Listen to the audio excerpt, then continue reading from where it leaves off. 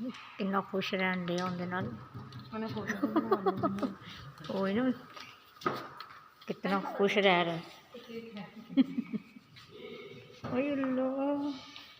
बुशरा जी जिवें मां ही है होंगी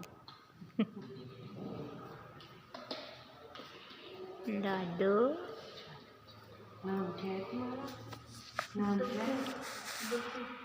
नहीं एबनन। हाँ एबनन एबनन एबनन का क्या मतलब है? एबनन का मतलब रोशनी, खुदा की तारीफ करने वाला, खुदा की तनकीद करने वाला। और एक ड्राम मिल रही क्या बात है भाई, जी बात अच्छी हो गई। मैं अच्छा नाम रख दिया बेटी का एबनन। चलो बढ़िया दूध। चलो भी एबनन पे कमर सीधी रखो, कमर सीधी रख के चलो।